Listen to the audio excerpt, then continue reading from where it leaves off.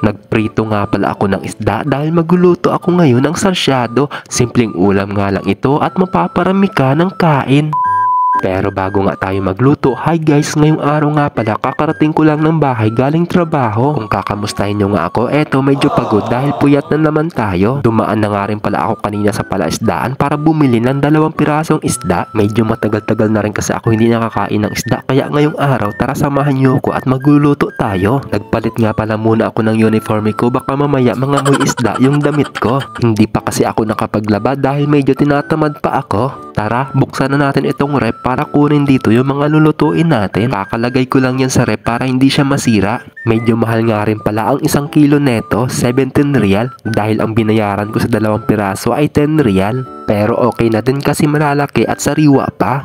Madalang nga lang din pala ako magluto ng isda dahil ang madalas kong lutuin ay gulay. Dahil mas mura pa rin talaga ang gulay dito kaysa sa isda, hinugasan ko na nga pala at tinanggalan ko ng hasang at mga bituka. Dahil sabi ko doon kanina sa pinagbilang ko kanina sa palaisdaan, huwag niya nang tanggalan at ako na yung magtatanggal ng mga bituka. Dahil syempre para maisama ko sa video ko. Pagkatapos ko nga pala malinisan yung isda ay kumuha na nga rin pala ako dito ng bawang at sibuyas. Dahil kailangan natin ng itlog para sa sarsyado ay kumuha ako dito ng 2 piraso. Tapos kumuha nga rin pala ako dito ng 2 pirasong kamatis. Napansin ko nga pala may kanin pa pala ako dito sa loob ng rep kaya inilabas ko na rin. Nakalimutan ko nga pala asinan yung isda kaya nilagyan ko muna. Tinansya-tansya ko lang ang paglagay baka mamaya ay maging buro kasi ipiprito ko lang ito. Nagsalang na nga rin pala ako ng mahiwaga kong kawali. Nag-add na rin ako dito ng used oil. Habang nagpapainit tayo ng mantika ay huhugasan ko muna itong siling green haba at kamatis. Lamasin lang ng lamasin hanggang matanggal yung mikrobyo dyan. Dahil mainit na yung mantika ay sasalang na natin isa-isa itong mga isda. Habang nakasalang yung pernito natin ay nagayat naman ako dito ng 1 pirasong sibuyas. Sa paggagayat naman ng sibuyas kahit anong klaseng hugis ay pwedeng pwede pero depende pa rin sa inyo kung anong gusto nyo. Pagkatapos isinunod ko na nga rin pala itong bawang. Pinitpit ko lang para mabilis ang pagtanggal ng balat tapos ginayat ko lang siya ng pagganyan. All goods na yan. Ngayon naman isusunod naman natin itong kamatis pang paganda ng kutis.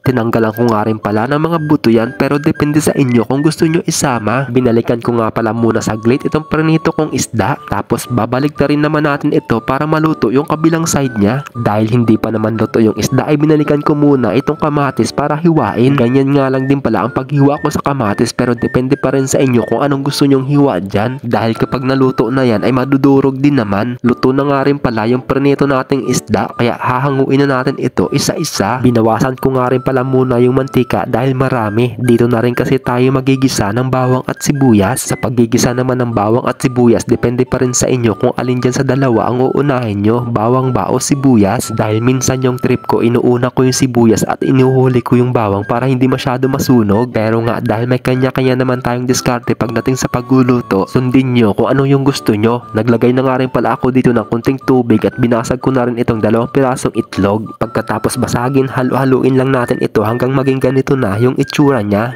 O diba napakadali lang maghalo ng itlog. At ibubuhos na natin dito sa ginisa nating kamatis. Naglagay na rin ako dito ng 4 na pirasong siling green haba at maglagay rin tayo dito ng pamintang durog yung tipong babahingin ka. At ayan na nga pala, luto na ang ating sarsyadong isda. At syempre pagkatapos magluto, magsandok na tayo ng kanin at ulam para makakain na. Simpleng ulam lang pero mapaparami ka at mapapataob mo na naman ang 1 kalderong kanin. Mga ganitong simpleng ulam ay talaga naman sa sobrang sarap. Ewan ko lang kung hindi ka mapapasandok ulit. So ayun, first bite muna. Tara guys, kain po muna tayo. Kapag ako nagluluto, sarap na sarap talaga ako sa niluluto ko. Tapos sabayan mo pa ang pagkain ng siling green haba. So ayun guys, hanggang dito na nga lang din pala ang mini vlog natin. Palambing naman kung hindi ka pa nakapalo sa munting page natin ay paki-like, share, comment kung nagustuhan mo ang video. Para alam ko kung saan na ito nakakarating, baka mamaya ay umabot na ito sa Mars. So ayun lang guys, God bless sa inyong lahat. Thank you for watching. Bye bye!